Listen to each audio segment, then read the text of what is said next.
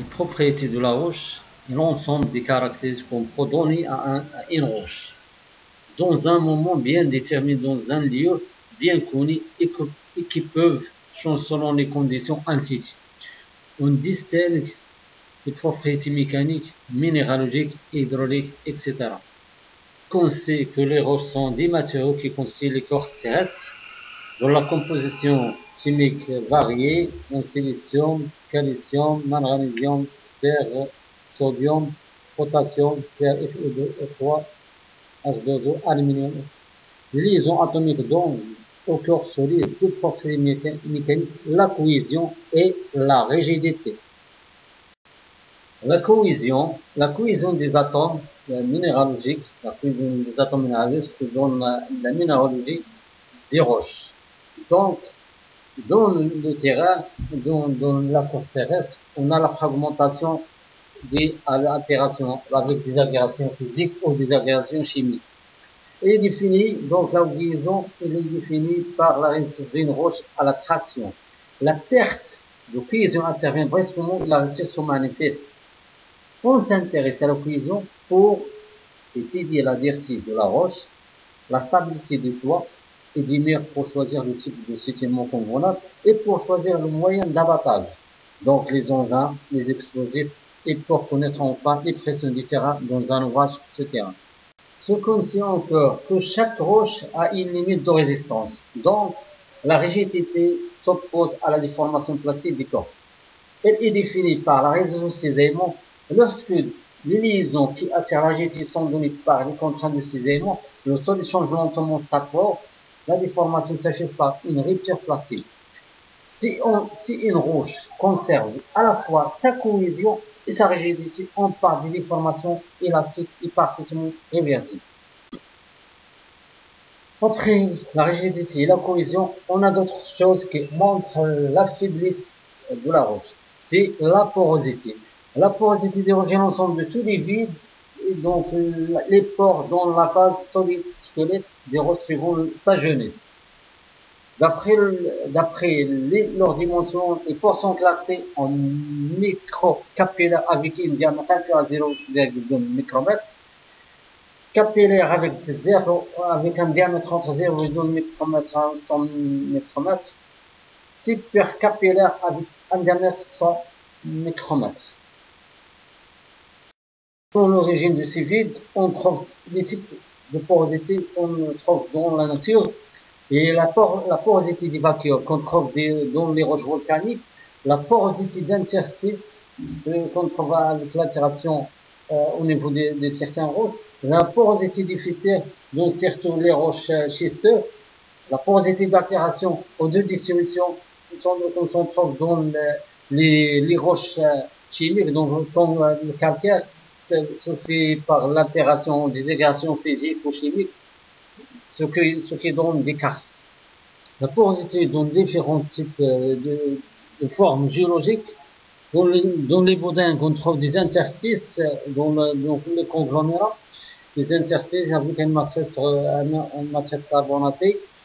Dans les calcaires, on trouve des vacuoles, ce qui nous montre la deuxième schéma P, avec des fissures de retrait, des vacuoles avec des cartes qui nous donnent des stalactites, des stalagmites qui forment des grands crastes et des grottes.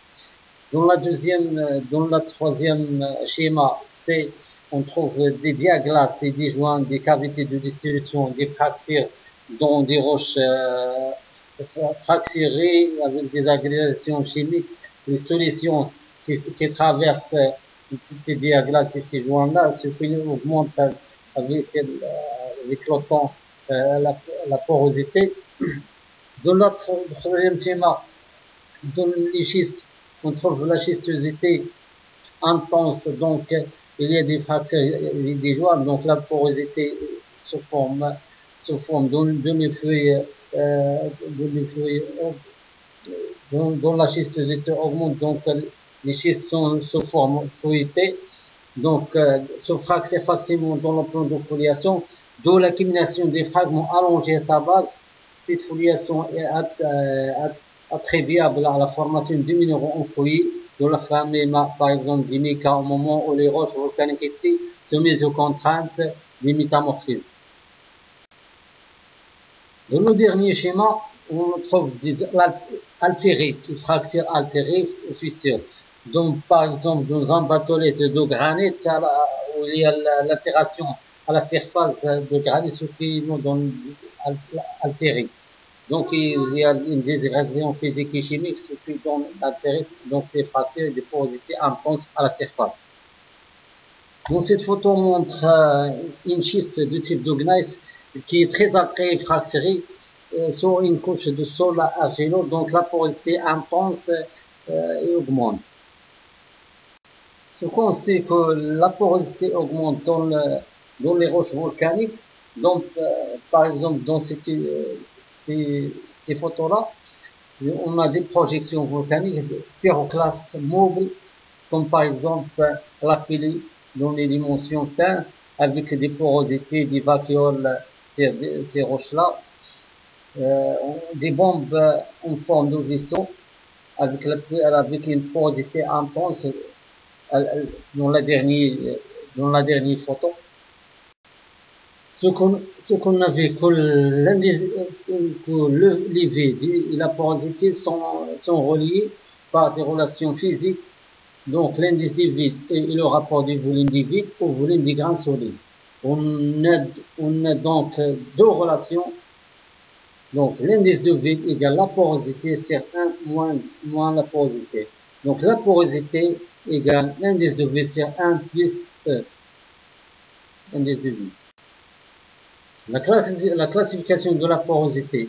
Donc, les roches à porosité très faible, donc dans N inférieur à 5%, la porosité faible entre 5 et 10%, la porosité moyenne entre 10 et 15%, la porosité grand 15 à 20%, la porosité est très grande lorsque la porosité est supérieure à 20%. Le degré de saturation SR indique la quantité de l'eau que contient un sol. C'est le rapport du volume fait par l'eau au volume total du vide. Lorsque le terrain est sec, donc le sol roche, pas d'eau, donc sec, donc on part de degré de saturation égale 0. Et lorsque les pores ou les vides sol ou roche sont remplis par de l'eau totalement saturée, donc on part de degré de saturation égal à 1. La teneur en eau pour un certain volume de sol exprime le rapport de poids de l'eau au poids de la matière sèche. La relation qui lie ces grandeurs est d'ailleurs pour simple. Donc la teneur en eau égale à la porosité fois le degré de saturation fois le poids de l'eau sur le poids solide. Le nombre de DRT. Le nombre de DRT, Kreiner a donné une formule de DRT qui dépend de la quantité de quartz et de Wildspat. Dans ces images, on trouve une quartzite qui contient de quartz. Et l'autre, toutes ces images-là, ce sont des quartzites d'origine marocaine. Donc, le Feldspat, c'est un minéral qui se trouve dans les roches volcaniques et le quartz, c'est un minéral qui se trouve dans les roches volcaniques.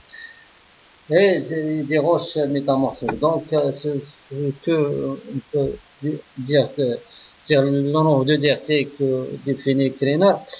HS égale F B sur A, km en millimètres à puissance 2. Donc, FB, c'est la force limite contre fraction en kN. La AI, c'est la surface d'attaque en millimètres carrés.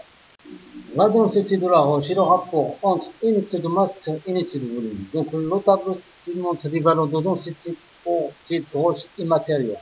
Calcaire dur, donc la dureté importante, 2 à 2,7. Calcaire moyen, 1,9 à 2,7. Le granit, de 4 à 3. L'eau grès, 1,9 à 2,5. Le gypse moins dense, donc 1,2. Le diamant, 3,52. Sable sec, 2 à 3,2. Argile compacte, 2,2. Barytine, 3,8 à 4,7. Le béton, 2,25. ciment Portland 3 à 3,3, marbre de 5 à 2,9, le quartz à 2,8, le selgène 2,7. Après, les propriétés de cohésion, la dureté et les autres propriétés. Donc, on peut voir les propriétés hydrauliques. Donc, l'eau affaiblit la résistance des roches par différentes actions et modifie leur nature par altération. Les eaux de ce terrain sont en principe d'origine météorique qui simulent la précipitation qui alimente le sous-sol. Les précipitations, c'est 53 fractions inégales.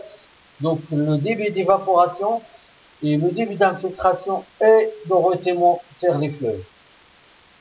L'énergie potentielle hydraulique, appelée simplement potentiel hydraulique, Abitium défini par le concept de charge hydraulique H qui transforme les différentes composantes de l'énergie potentielle en hauteur d'eau équivalent par rapport à une courbe de référence choisie. Donc, le potentiel hydraulique ou la charge égale moins Z, profondeur des points considérés par rapport au niveau de référence choisi, plus la pression de l'eau sur le poids volumique de l'eau, plus la vitesse globale de l'écoulement à la puissance 2 sur 2G, G et accélération gravitaire.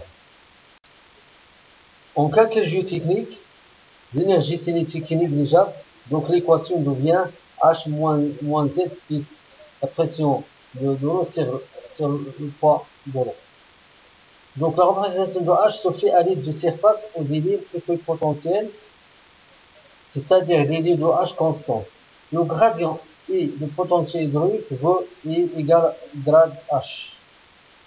Il est dirigé orthogonalement ou équipotentiellement et apporte valeur la variation relative de H suivant cette direction, c'est-à-dire la perte de charge maximum par unité de longueur. Le gradient I faut évidemment être mesuré par la plus grande pente de la surface équipotentielle. L'écoulement dans le milieu rocheux est concentré dans les fractures de l'effaceur de lit de la glace. Donc le débit peut être calculé par la formule proposée par le débit qui est débit par unité de largeur de la fissure est égal à 1 fois l'ouverture de fissure D à la puissance 3 sur 2 dx gradient de pression d'eau F 2N, donc F c'est un coefficient en compte de la rugosité, 1 sur F entre 0 et 1. Avec N, c'est la viscosité dynamique en Pascal sur seconde. La notion de perméabilité. Dans un type de section globale, à section A, à débit Q, correspond à la vitesse conventionnelle V égale Q sur A, donc le débit sur la surface. Darcy a remarqué que dans les tables aquifères, la vitesse égale moins Q fois I. Le coefficient qui est conduit dans le coefficient de perméabilité, il a la dimension d'une vitesse.